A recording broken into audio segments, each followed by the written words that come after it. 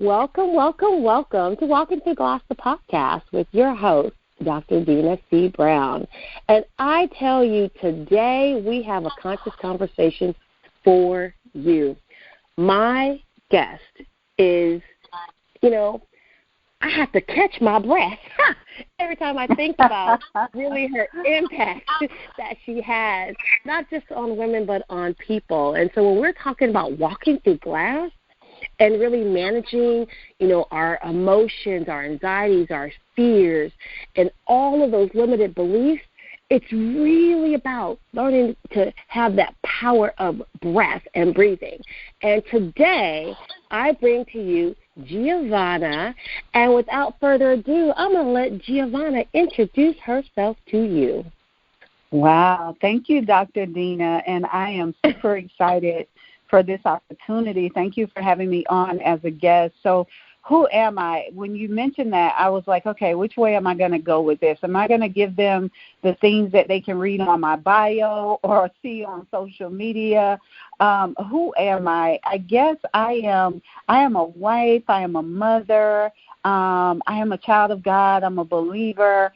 But who am I is someone that still walking this thing out called life. And I really love the title of your podcast, Walking Through Glass. I was thinking about it the other day when you reminded me that I was going to be a guest, is that, sometimes it does feel like we're walking through glass. And as a psychotherapist, which is one of my titles that I'm paid for, I often encounter people that are walking through glass.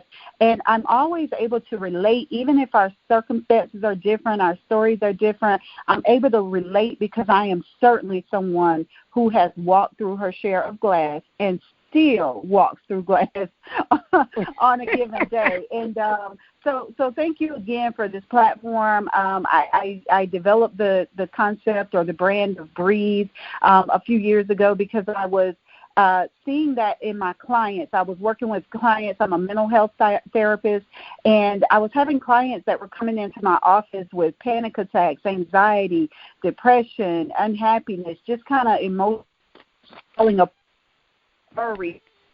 I've had clients in my office that were actively suicidal in my office, and believe it or not, I was able to use the power of the breath each and every time to bring them back to a place of calm and stillness. Like, I literally had a client one time that I was on the verge of calling EMS to come and pick her up and take her and put her in the hospital because she was literally breaking down in my office. And I led her through several minutes of deep breathing and just kind of conscious meditation.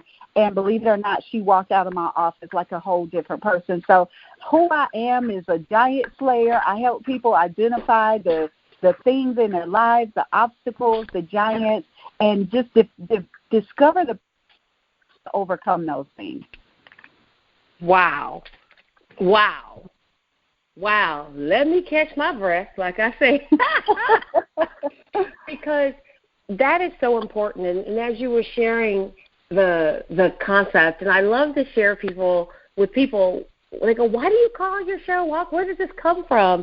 And the actual show is part of the overall message from my book that will be released possibly at the beginning of the year. I've gone back and forth and adding and changing and moving things around. As an author, you're like, no, that ain't it yet. Yeah. It ain't it yet. And so it's been ready, but it wasn't ready for you because it wasn't about me. And so when I would go back and look and say, is this all of me to give to them to help make the shifts that they need? And I said, I've been holding back. So I had to process it and actually be my own client in a sense and work back through. And so I've had some unique experiences since the start of that book, Walking Through Glass, The Ultimate Guide to Be Sane, Sexy, and Significant in a Male-Dominated World. And as I started to share the house, because people would say, how do you do blank? Where do you get the idea for blank? And I thought about the women that I worked with and that I coached who are in the executive space, and these women, which, it all looks and forms, they go, oh, my God, they're just such badasses. They just got everything under control.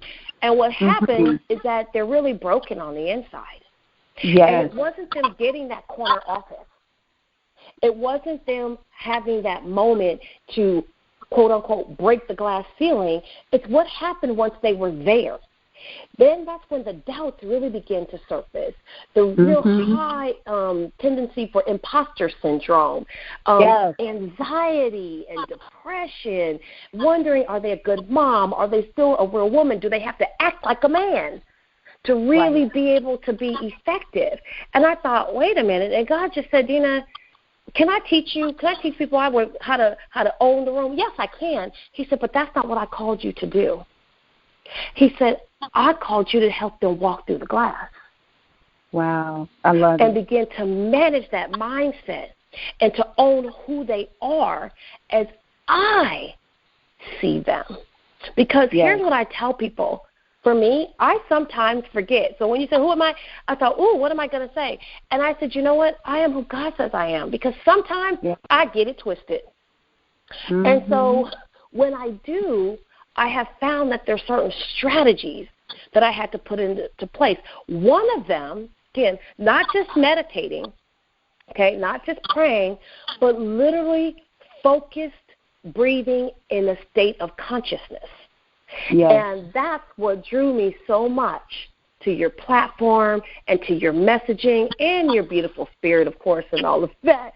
But I thought, how many people really, truly understand the power of breath? Yes. You know, I'm not sure that we do. I think we're becoming more woke to the concept. I realize that there are a few, I've contacted or been in contact now with a few other people that are using the whole Breathe, brand, and that's certainly fine. You know, I would love to connect and support what they're doing because there's enough for everyone. But for me, it was really just the power of it that I was able to witness, again, with my clients, not what I read, not what I heard, not what I saw on reality TV, but what I witnessed in person was the power of the breath. And it's so often something we don't give a lot of attention to. You know, we don't really, unless we meditate or we're into yoga, which teaches about, the breath and prana, we don't really give it a lot of thought. But, if you think about it, number one, the breathing is the first thing we do when we get here, and it's the last thing that we do when we leave. And so it's being conscious of all those breaths in between, and what am I doing with that? Because the breath is what connects us to the present moment and to the next moment. And so just kind of being aware of that and knowing what that means and what that looks like, because as you said, we're all going to have challenges, we're going to have struggles, we're going to have, our tests in life and our trials and things like that. But our breath is that one thing that is just as close to us as anything that we can always draw upon. And so when I remember that, then I can remember that I'm safe in this very moment, that no matter what is going on, as long as I'm still able to take that next breath, in this very moment, I am safe.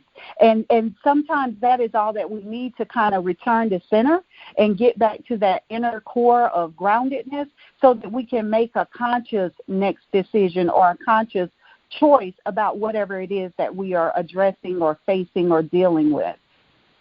Oh, that is so powerful. And as you were speaking, I thought about two recent incidents in my life, because as I become more conscious about catching my breath, and just really sitting in that present moment to consciously breathe, I realized that as a mom and a coach and a teacher, I always use that power of breath with my son when he literally would begin to seem to spiral, especially because he's an athlete, and sometimes it gets really emotional from the competition, the games, and he recently just had a game, and they lost the game in overtime. Okay. And I noticed I was sitting there, mama bear mode, and I'm watching him, have this episode. And he's usually a very calm, person, that let things simmer inside. And I just remember getting to him and moving everybody from around him because they're so sorry. And he was still, the more that they tried to placate him, the more he was spiraling. Okay. And I realized that he wasn't breathing in that conscious thing. So I told him everybody to move, and I grabbed him, and I grabbed him by the front of his jersey, and I yanked him to me. I said, breathe. Stop it and just breathe. Breathe. Stop talking. Breathe. Stop talking. Breathe. And I said, now, let's talk about this, because it wasn't about you. You couldn't have saved it. It wasn't you. When you got so caught up in everything, you were not, you thought it was all of you, but it was a team that lost this. There was 1,000 decisions that were made on that field that brought this game so close. But did you see what you guys did? You came back strong in the fourth. I mean, you did things that I said, I'm so proud that you guys didn't stop and give up. I said, but I need you right now to breathe. Right. And as he started to consciously breathe, then his brain, because he's now getting oxygen to the brain, and you know I'm just a nerd, just fabulous one. So from the neurological side of the house, that breathing and bringing oxygen to that brain allowed him to bring that. So it's hard. And now we could start to talk, and now he could calm down, and now he was able to interact. And probably like 6-7 minutes later, you wouldn't recognize him. I mean, because he was crazy. I mean, it was just crazy. And my son is a big guy, but I'm a bigger mama. And I serve a big God. And so I knew that the power of breath. And so I realized that I've been doing that since he was little. When he would get out, I'd grab him and say, breathe. Wow. And I began to say that to myself when my emotions began to take me on a journey. That I started to recognize the power in that breath, too. So that's why when you were saying that and how you talk, I was, when people can get it and to really understand it and process it, because it takes an intentionality. It does. With that. And so how do they learn? How do people learn to start to breathe so that they can truly impact those people that they're called to lead? Yeah, I think it is certainly it is a great tool for me to use in the moment, as you did with your son. But one of the things that I teach my clients is that if you become more conscious on a daily basis, then it won't take you as much. You will find that you're not as that you don't have that whole fight or flight thing happening that we were talking about neurologically. So your system isn't going to automatically go into defense mode every time, because as I said, when we are conscious of that present breath, it reminds me that I'm safe in this moment. And a lot of times we emotionally overreact because there's a feeling of unsafety. There's a feeling is happening to me that I don't like, I can't handle, it's overwhelming, I'm upset about it, I feel threatened, I feel disrespected, I feel overlooked, I feel exposed, whatever that emotion is. And so I'm reacting to that, and the first thing I notice is that my breath changes. And because there is a saying that you cannot breathe deeply and stress and worry at the same time. You can't. Because when you begin to breathe deeply, as you said, your brain is going to become calm. Your body is going to immediately go into a state of calm. And so then you're going to be able to make a more conscious, rational decision rather than reacting, which, we hear that with people with anger management issues, or people that just say, hey, I snapped or I flipped. And if we could could be in real time and just kind of record their thoughts in the moments leading up to deeply. You couldn't deeply breathe and do that unless maybe you're antisocial personality disorder. But you can't spaz out. You can't go ham. You can't go off on someone if you're breathing deeply, because that breath is going to draw you right back to your center. I would say get in a practice of doing it daily, even if it's just 5 or 10 minutes, as you were saying, just developing a practice of daily, just let me sit in this moment for 5 or 10 minutes and remind myself that I'm here, I'm safe, all is well, and that I can handle whatever is coming at me. And if you get into that, then when those things happen, as they're going to, and people are going to happen, things are going to happen, now you're able to not be so reactive, not so emotionally reactive. Because if we can shift the breath, wait a minute. We can. Go ahead. Did it cut us off? I'm hearing you, and I'm looking at this recording, and it's not like it's even recording. But I'm going to keep going because it did this to me before, this free concept. Girl, this is too much powerful stuff that I'm looking at the recording, and it looks like it stopped. Are you serious? And yes, and it said to rate your experience. I was like, what experience? I'm still in it. Oh, goodness. Oh, my goodness. Oh, my goodness. So here's the thing, because this happened before, and when I saw it, I thought it had cut me off, but somehow it was still recording. And I'm wondering if it's still, oh, no, it says it stopped at 12 minutes. No? Oh, it's still recording. You know what? It's still recording. Oh, okay. I believe it's still recording because it's not showing up as a past recording. So I'm just we'll continue to move because we're still on the call. So it's still showing that and stuff. And good thing is, again, it's recorded. I can cut this portion out. Gotcha. Okay. And stuff, and I'll find a good point to do that piece. So as you were sharing that part of that daily breath, which is it's making it a conscious practice, doing it daily. And, a lot of times people will say, well, I don't have time, I'm so rushed. And, and the thing about sometimes we have to, slow down to go faster.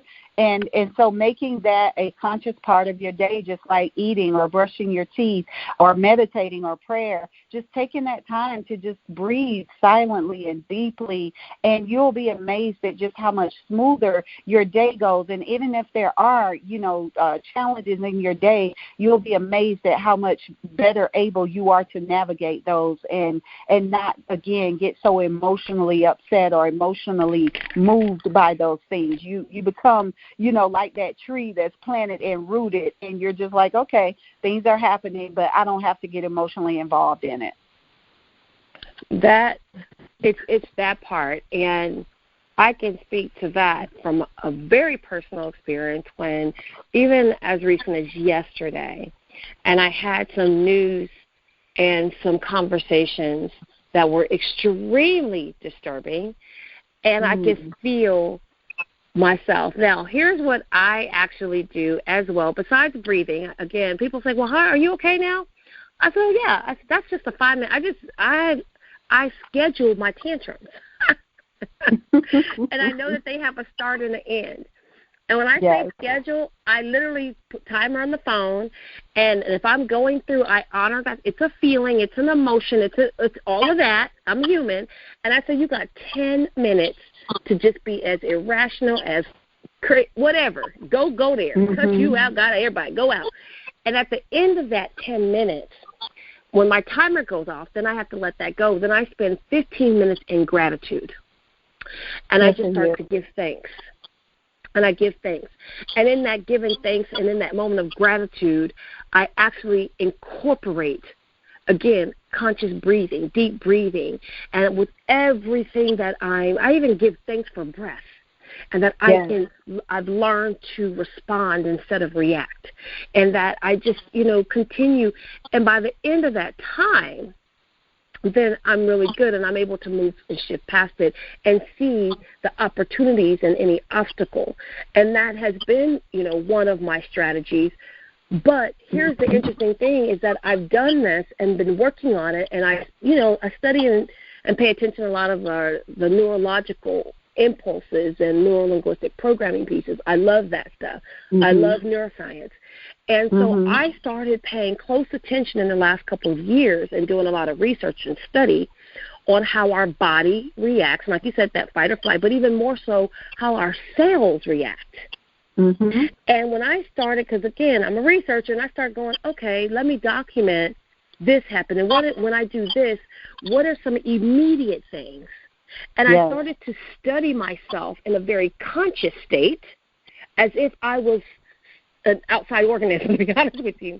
And it allows me to recognize, and when I'm working with either a client or working with in a situation that gets heightened, to bring that situation down because I can see those other triggers. And in each and every time, the very first thing that I do is that for me, I take a breath. And I noticed that when I start visibly taking a breath in those groups, other people visibly take a breath. Wow. And it, and it brings them. And so, and I'll say, I'm just going to take a breath right now. Yeah. And I noticed that they might not announce it, but they do it as well. Mm-hmm. And that has really helped, begin to impact me as a leader, because people will push your buttons. They will, yes. Woo, they will push your and buttons. people are watching you. They're watching you. They're watching you. What your reaction is going to be. Is she what she claims to be? Or if she is pushed the right way, will she go back to sister girl? Yes. Well, I do tell people I will cut you with some pearls on and then press charges against you. Okay? I said so. But I'm just meaning coming out of character, though. You know what I'm saying? Like, yes, absolutely. I think it's okay that we all are willing to defend ourselves and stand our ground and set boundaries and limits. I'm not meaning in that way. I just mean that, I don't want to come out of character because, let's be real, sometimes people can't take you there. They can push that right button, and I don't, I'm conscious that people are watching me, not only my children when I'm with them, if it's a personal situation, but even sometimes when I'm before a group of people, I've had people, to physically challenge me publicly, and it's like, okay, I'm conscious in that moment, Giovanna, everybody is watching for your reaction, so it would be easy for me to retaliate in kind. But when I don't, even though sometimes I come away and I'm wrestling with myself like, man, maybe I should have said, but the reality is after that, someone always says to me, wow, my respect level for you is even greater because I watched you to see your reaction in that moment. And, you just stayed, you remained diplomatic, you remained professional, you remained calm. And that just, wow, I just want to learn from you. So I'm like, oh, my gosh, you just, like I was boiling, like I was. But on the outside, I knew that I couldn't do that, that I had to respond in a way that really, and that doesn't mean I don't get to be human, but it just means like I have to, that can't be, my show out has to be my exception and not my general response. Absolutely. No, that is so eloquently put. And when people, they get a thrill sometimes of heckling you, and I was like, miserable people want people to be miserable too. People that are hurt, they want them to be hurt too. People that are angry want other people to be angry as well. And so they'll try to keep exciting you. And what you said earlier was so powerful is that if you practice this daily breathing and consciousness, then you're not taken and you don't jump in as readily as maybe you used to. And when I look at the course of my, experiences, I realize I have grown by leaps and bounds, child, leaps and bounds when I began to use that sense of intentionality to meditate, to pray. I mean, my prayer and meditations are how I start my day, but even incorporating, I have on my phone 2 additional opportunities throughout my day for me to breathe, to take a breath. And actually it says that on my phone. So I schedule it. I believe if it's important, then you schedule it. And so I schedule those 5 minutes for me to be conscious and take a breathe moment. And I do. People say, oh, what's that on your phone? I said, I do that. And it's really important and critical and valuable to me. Now, unless I'm sitting in the midst of a meeting and I cannot get away, then I will sit there, though. If my timer goes off, I will make sure I'm not the one, say, presenting and talking during that time, and I still take that. So my body, I've just trained it to kind of get to do that so regular, so that there's muscle memory, there's breathing memory. But in all of that, I do want to ask, and I was loving when you were saying how you hold your image. One of my coaches, Paul Martinelli, he'll tell you, hold your image, But is there ever time that you just get sick and tired of being the one that has to hold the image? Oh, girl, every time. Every time. That is like my constant conversation. Like, God, why do I always have to, go high? Like Michelle Obama, go high when they go low. Why do I always have to be the bigger person? Why don't I just get to show out sometimes, and it is because God recently reminded me of this, because like I said, I had a recent encounter where someone publicly challenged and heckled me, and I had to just kind of stand there. And so when I was kind of going off and giving all the reasons and justification as to why I would have been okay to go off on this person, God said, you know what? Well, let me ask you a question. Are you only authentic when someone is a friend to you? Who are you really at your core? What does your authenticity really mean? Is your authenticity just about, I'm going to keep it real, I'm going to keep it 100? Because authenticity, it goes through and through. So if you wouldn't treat a client like that, if you wouldn't treat a friend like that, then you also can't even treat someone coming at you like that, because authenticity doesn't shift. It doesn't change. It's not temporal. It doesn't fluctuate. And so God reminded me, in that moment, you still got to be true to you. You still got to be true to that inner core of who you are. And when I really had to admit that, it brought me to my knees, because I was like, you are so right. I was ready to let go of all of the titles, all of the stuff that I've learned, all the training, and just be like rolling my neck and like, who do you think you are? I can't believe. But God was like, that's not you anymore. I've created you anew, and now you have to respond as that new girl, that new woman that I've created. You're not her anymore. And so even though my mind went there, I knew that I couldn't go there in the physical because it's like, you're right. I'm not there anymore, and I can't afford to give you that power. So I may go back to my husband and vent and go off. I may call my sister girls and be like, girl, let me tell you what, she tried it today. Okay? Yeah. But, yeah, so I still have that, but I just don't give that person. I don't want to, again, I just don't want to be disingenuous to me. It isn't even about my image. I don't want to be disingenuous to me, because when God asked me that day, what I said back was, I am exactly who you called me to be. And I think that is the difference. And what you said that resonated with me, that I know would resonate with listeners, is that you don't say that, I don't have certain feelings. You're saying that I just shifted my outlet. I have a safe person that I can go and say, let me vent and let me get this out, because and even in the midst of those moments, because, again, it's the human factor, you always hold your image because you're reminded of who God called you to be. And I was listening to one of my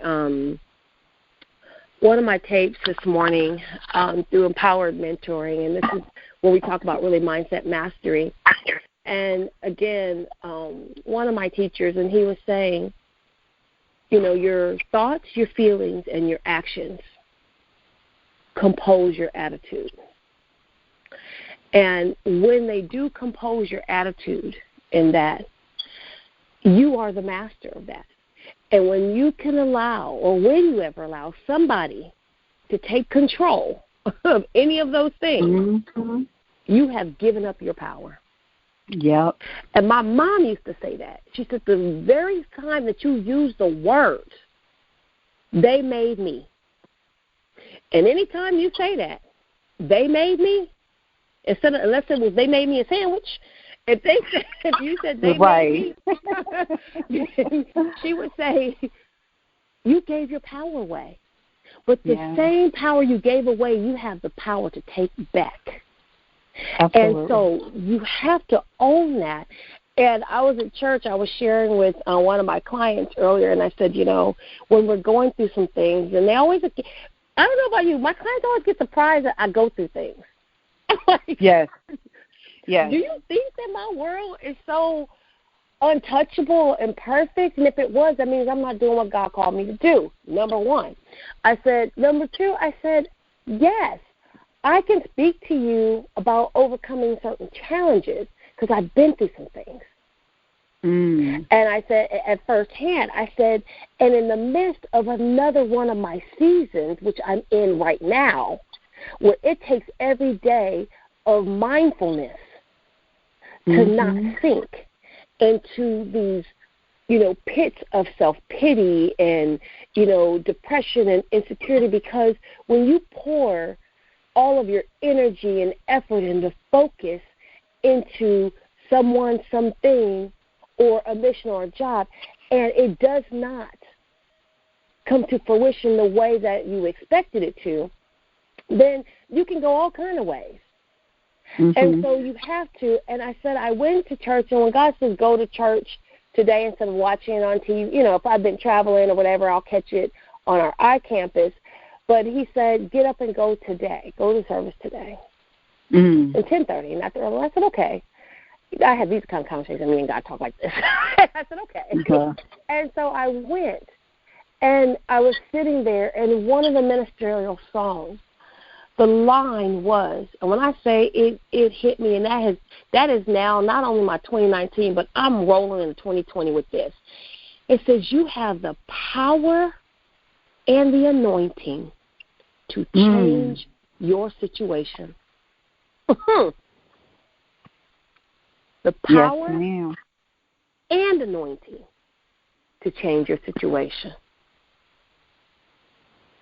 As I sat in that, being ministered in that way, I knew why I had to be in the room that morning, because that was the piece. It wasn't that I've ever doubted my power. And even like I've now, wouldn't say I even doubted my gifts. I said, but in this season of frustration and irritation, I forgot that they both work together for my good. And they have the power of changing my situation. So before I sit there and react to this, when I respond with my power and anointing, boom, situation's changed. Absolutely. And so I think about, as you share, the breathe movement, If that is not a power, like you said, that you have, and you got control to change your situation with breathing. And I'm not, and when people say, okay, I'm breathing, that's not what I'm talking about. It's a start. I love it. And you know what I mean? As I was sitting here thinking about that, I thought about a little of the heckler person.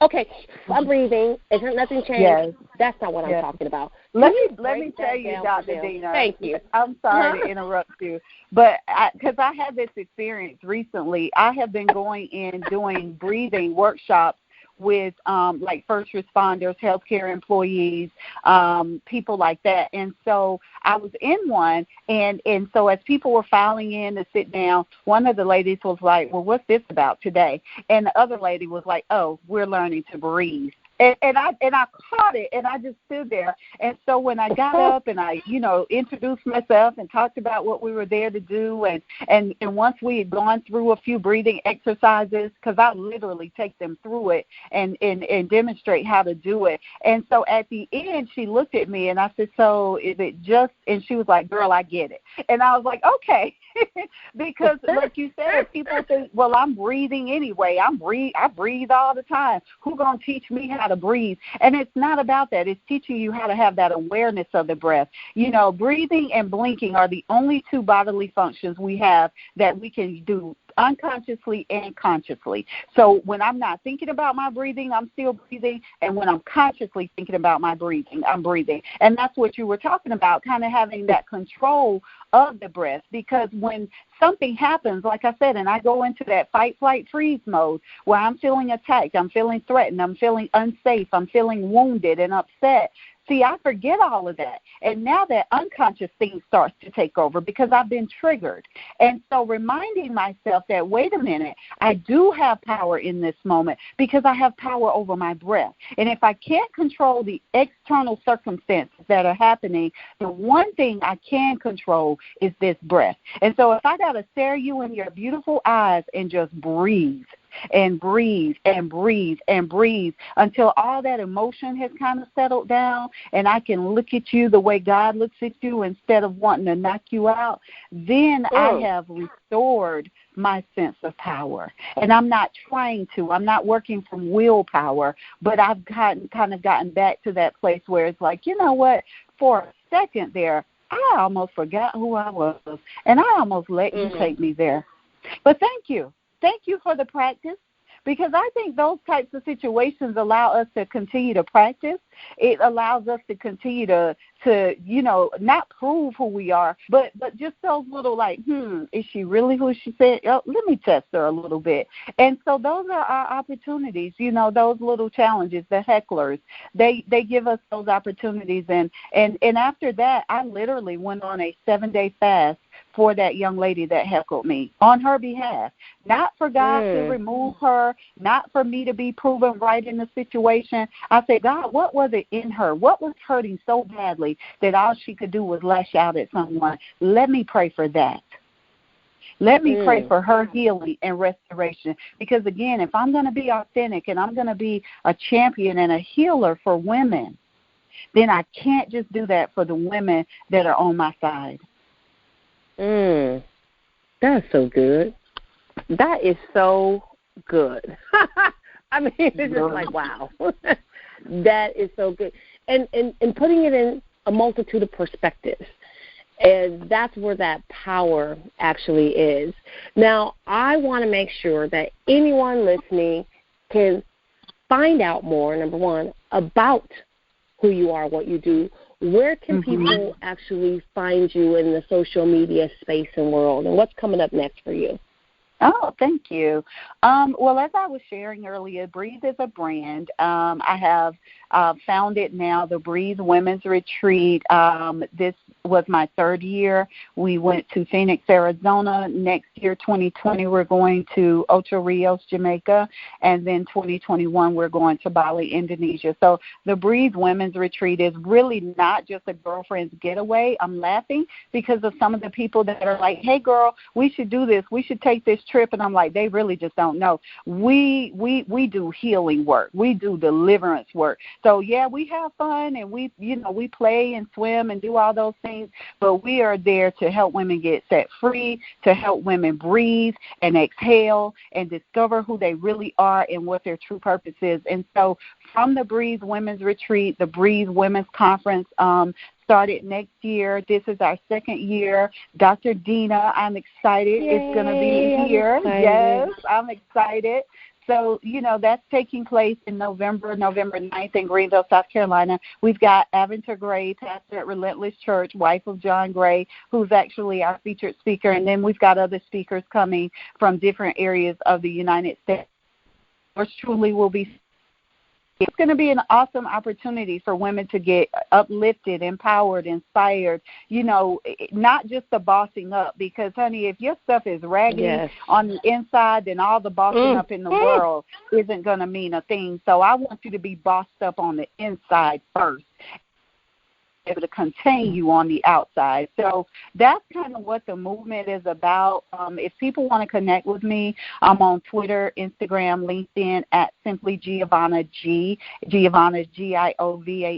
I have a website, Giovanna Geathers, GeaThers.com, and then I'm on Facebook at Giovanna Geathers. And so that's kind of about me. I have a radio show, a weekly talk radio show on Rejoice 96.9 in Greenville. I'm about to go syndicated the fall of this year. And so just lots. But I don't even do what I do for all of that, for accolades, for followers, for any of that. I am just really trying my best to be my best version of me. And I am having a ball in the process. And isn't that really truly owning the power of breath? Yeah. It's breathing on that's really everything you just said is that I am loving on me, doing the things I'm called to do, impacting the people that I'm called, to lead, that you're called to lead, the ones that are assigned, to you, and showing up in your authentic truth and really helping to heal other women who aren't there yet. And knowing that this is, when you were just speaking, I kept saying, this is what purpose looks like. People say, I don't know if I have purpose. And I kept saying, this is what purpose looks like. And it's not always pretty and so detailed and outlined and all, color inside the box. It's outside, inside, but it's still all on the same page. And that's what purpose looks like. And I am beyond, honored that you have taken the time to be here because, again, time is a precious resource. Mm-hmm. And once it's gone, it's gone. So I appreciate that. But more importantly, your desire and your obedience and doing what you're called to do to help inspire, empower, and transform the lives of women and people, everywhere. Now, like I tell people that the things that I share, it's applicable, men, women, everybody. But who I'm speaking to are those women who are like me and not like me, but we're all on the same journey and take different paths, and we go through things. And we don't have to be there alone. So I am so pleased to know that you are such a beautiful representation and a partner in this mission to uplift women globally. Yes. And I'm super excited about what's to come at the Breathe Conference in Greenville, South Carolina, to even be, in the room, in the space, and just being connected to you, because I do believe it's a divine connection. I agree. And that we're here to do some amazing things and really have massive impact on those that we're called to serve. And so I appreciate you, and I look forward to what's to come. And definitely, having you back, I was like, there's still so much more. I'm thinking, oh, my gosh, there's another opportunity. Oh, my gosh, there's a whole other conversation to have. And I thought, okay, let's give them some bite-sized pieces and let them breathe on that. Absolutely. I'm bringing that in there. I'm full of puns. I love to laugh. But more importantly, I know I'm called to serve.